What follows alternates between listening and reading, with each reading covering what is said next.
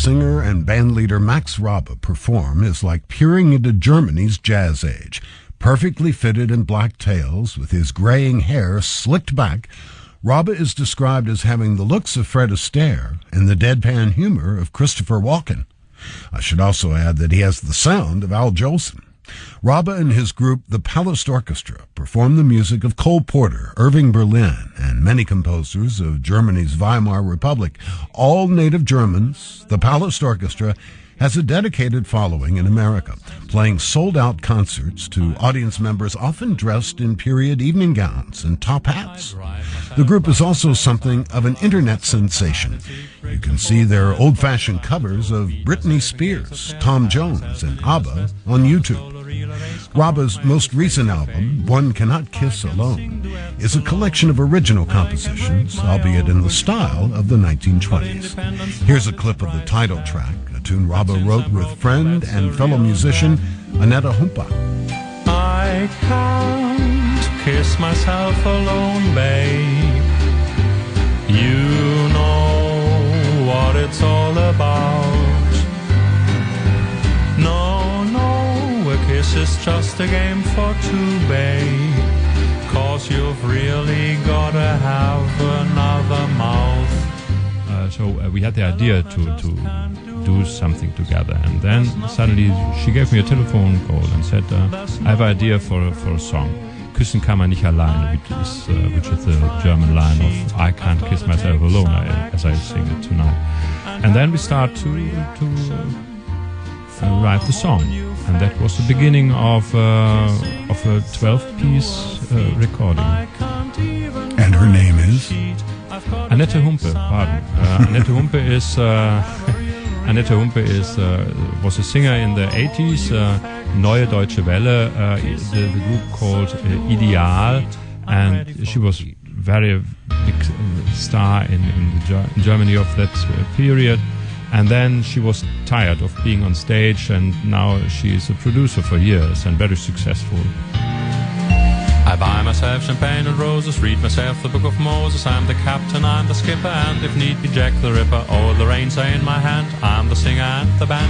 When I borrow I'm the spender, then again I am the lender. I tell my fortune from my palm, and yet I never lose my calm. Oh, I'm so good at all these things, but there's a wound that really stings. Do you play an instrument? I'm a horrible piano player. So when you write, do you start with words or melodies? I start normally with words, and the idea is important. But I don't see myself as a composer or a songwriter. Well, you have a whole album of your own songs now. I mean, maybe you have to start thinking of yourself as a songwriter too. No, I think in Germany we say Schuster bleib bei deinem Leisten. So you have to know what you are good in which work you are good, and it's not so bad. But first of all, I'm a musician and I'm a singer. Let's talk about another song on the album, If I Were You. The liner notes says this is your favorite song on the album. I think we have 12 favorites on the album. I think this is difficult to translate, and it's being on a party. The whole bunch of famous people are there, but I explain only I'm here because of you, and that is a kind of love song with the Pope and with the Dalai Lama and with. I think Brad Pitt is there, so everybody's there, and we meet each other, and everybody says hello, and it's the great evening. But I say I'm here because of you, and I don't even care about all these famous people around me. Einen Tag möchte ich nur mit dir tauschen. Du fühlst dann mal, was ich fühl. Danach würd ich schnell wieder untertauchen, weil ich dich nicht erschrecken will. Weil ich dich nicht erschrecken will. You often perform songs in German for English-speaking audiences. How do you work to get the meaning across when most of the audience doesn't understand what you're saying? I think it's interesting for the audience to hear something from Europe. You know, we are the exotic freaks on stage, and by the way, the music is very familiar to everybody. The meaning of the words, I explain it before I start with a few words. I speak what's going on in the song, and if I sing a song called Love, Die Liebe kommt, die Liebe geht, I just explain love comes, love goes, and the music starts, and everybody knows expression of the song and what is the important line.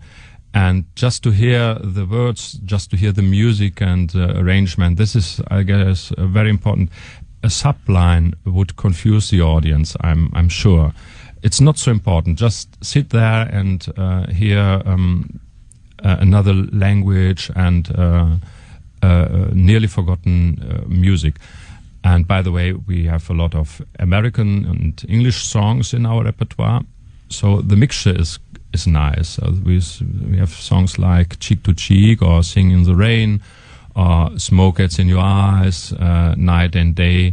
And this music is mixed with funny paso dobles, maybe from the late 20s, a song called Rosa Reizende Rosa.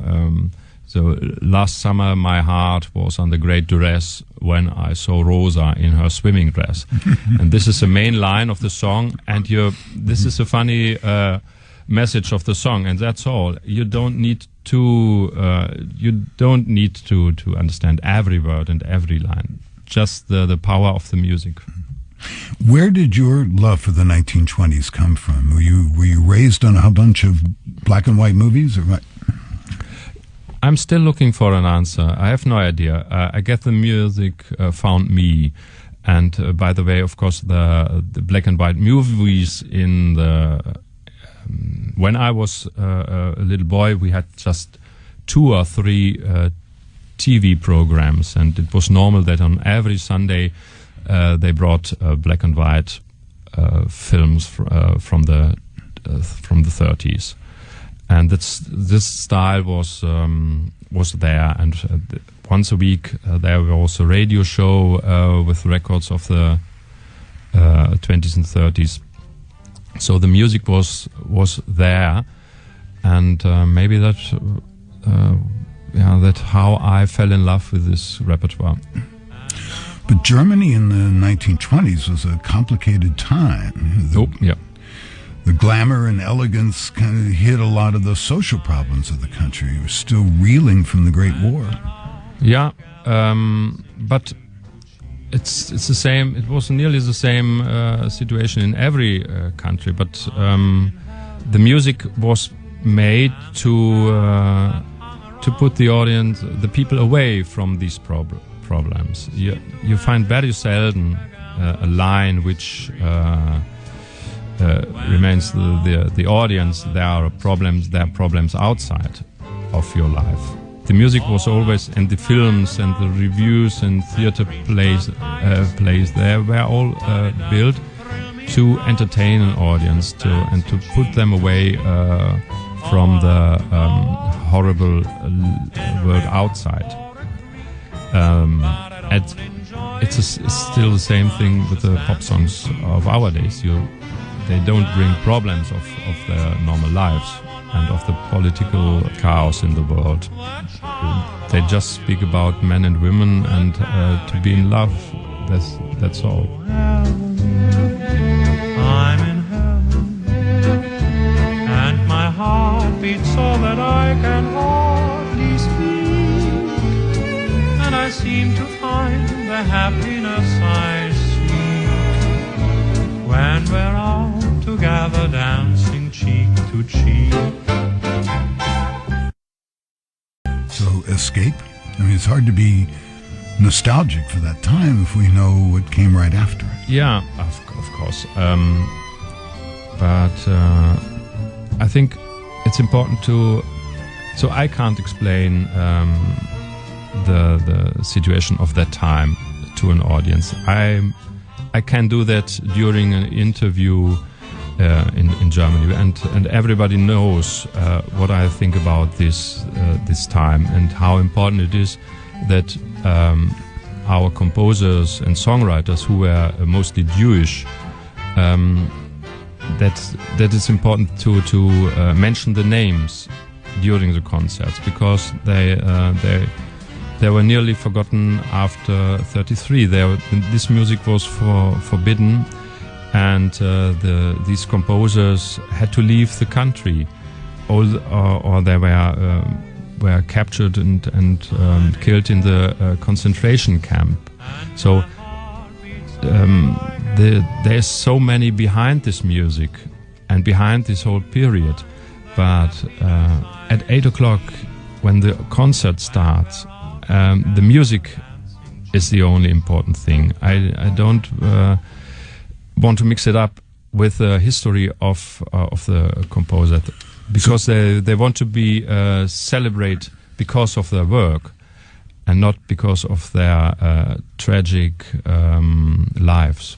So when you're performing music by Jerome Kern or Irving Berlin, you're just doing it because it's fabulous music, not because they're Jewish composers and you feel you should?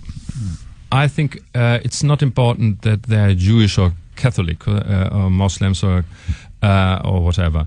They're artists and they wrote wonderful music. And of course, the American composers, they hadn't any problem in that time, but the problem was in Germany, that Jewish musicians and our Jewish neighbors had the problem with being in Germany in that time. It was horrible, dangerous, and that is the reason why this music was forbidden, and that is the reason why I mentioned the name during the concert, that no name will be forgotten anymore.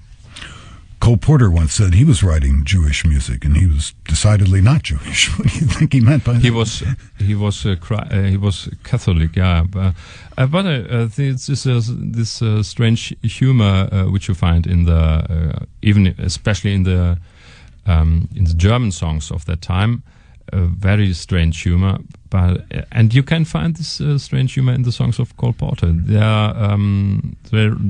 These songs of Porter reminds me to the original ones of the 20s in Germany.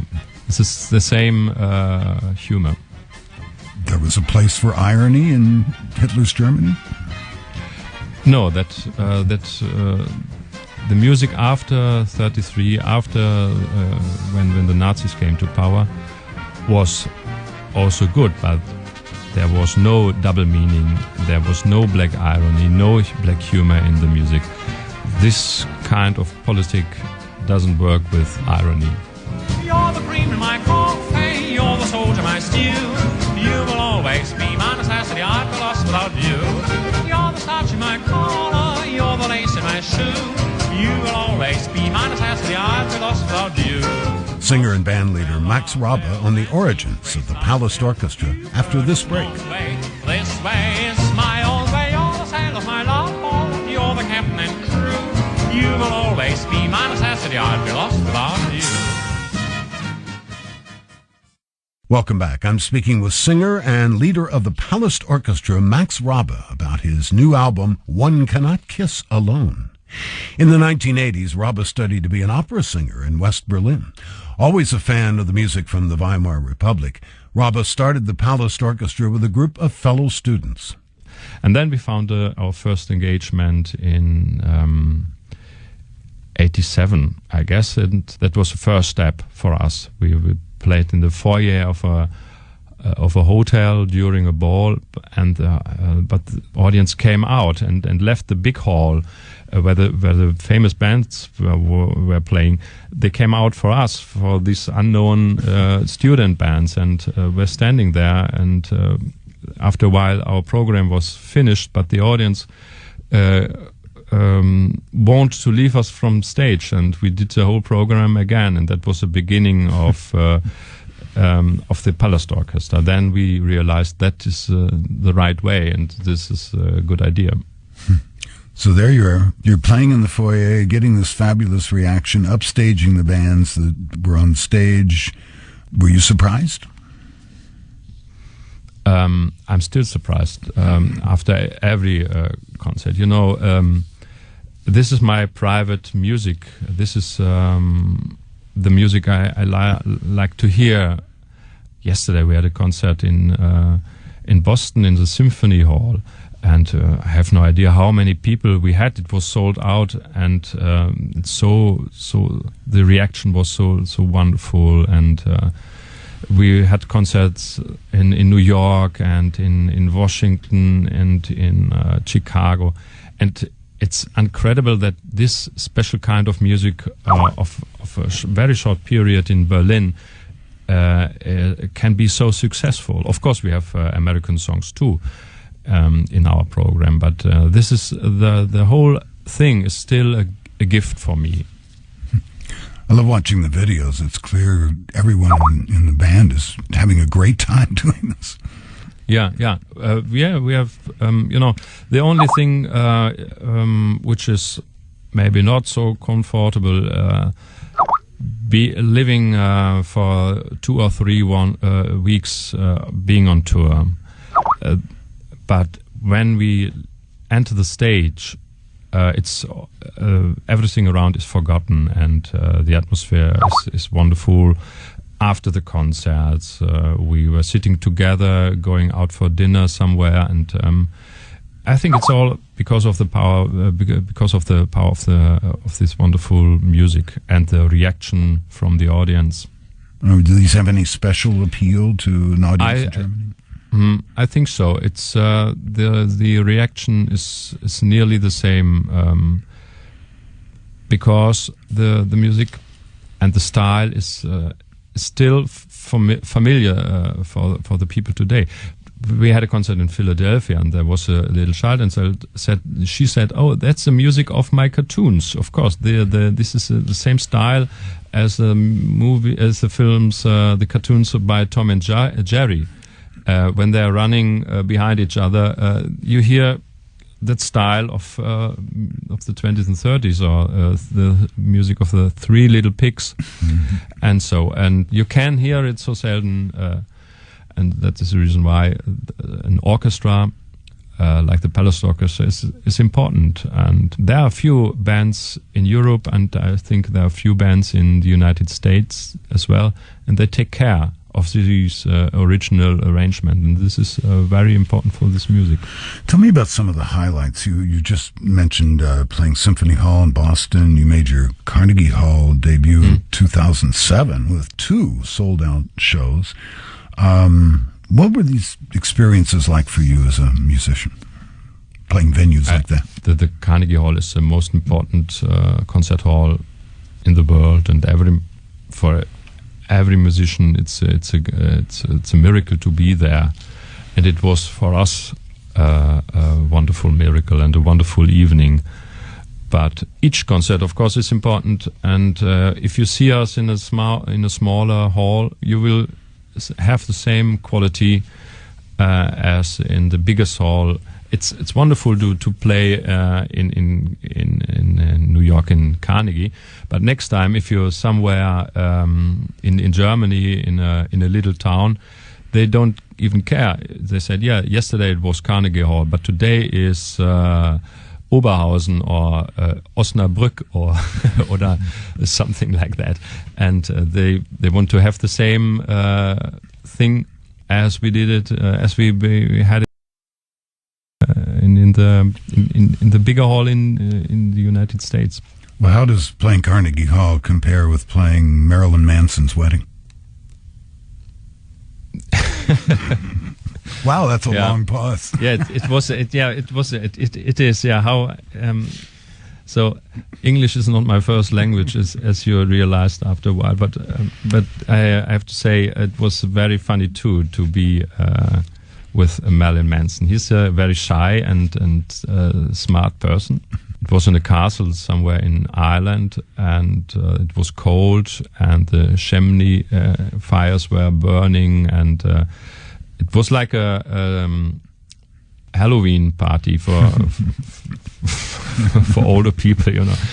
And they changed the dresses twice or 3 times a day at the evening. And then after a while, we had an official program for 30 minutes, and then after the dinner, we grabbed our instruments as well again and played just for fun, and they were dancing to our music. Even Marilyn Manson was dancing foxtrot to the music of what was Cheek to Cheek. It was funny to see. But very nice, very gentle, the whole atmosphere. Strange in a while. Tell me about your relationship with your fans and how you developed your stage presence. You're a singer, but you're also kind of a comic straight man up there. You're right. You're right, but less is more. This is my philosophy, even in normal life. And you see, if I'm on stage, you see me singing and going back to the piano if there is a orchestra part, and if the orchestra part is finished, I go back and start singing again. And this is what I do in my normal life as well. Don't do too much. Just the things who are necessary. I wouldn't say I'm a lazy person, but this is the philosophy behind my work. So you're playing 20s, 30s, and Britney Spears. From time to time, yeah. It was a funny idea. I guess 10 years ago, we took the pop songs of the days. It was a list of the top 10 success in that time. I think I did it again. I made you believe we're more than just friends. Oh baby, it might seem like a crush, but it doesn't mean. In a mixture of the modern rhythm and our style. That strange combination was funny for the audience who knows us with the original repertoire. Oh baby, baby, oops, I did it again. I played with your heart, got lost in the game. Oh baby, baby, oops, you think I'm in love, that I'm sent from above. I'm not that innocent. Well, you didn't have to change a thing about Super Trooper. Sounds the same to me. Yeah. From piece to piece, we have brought our ideas. It was funny, they say here in Germany, they say it's the first time that I can understand what the words are about, what the lyrics are about. So because my horrible English was on this record was very clear, so that every German, for example, could understand what the original is speaking about. Are there still composers from the 20s and 30s that you want to deal with that you haven't yet? We have now nearly a repertoire of 500 songs in our repertoire, but we are still find new music. And last year we've been in Chicago, and there was a library with original arrangements, and we had the chance to make copies. And we found nearly 20 new songs. I don't want to explain which one, but very nice and elegant arrangements of very popular music of the America of the 20s and 30s. And we are still working on it. And on our next tour, I guess we will bring a bunch of wonderful new tunes. We look forward to that. Old tunes, pardon to interrupt you. Old tunes, but new. Thank you very much. Thank you. It was a pleasure. Tonight the super trooper lights are gonna find me shining like the sun, smiling, having fun, feeling like a number one. Singer and bandleader Max Raabe. His new album is One Cannot Kiss Alone. To see videos of the Palast Orchestra, go to our website, bobedwardsradio.com.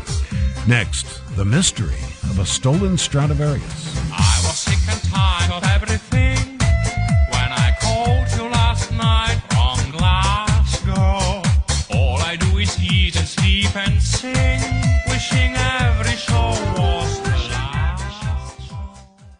It's the Bob Edwards Show on Sirius XM Public Radio. In 1995, 91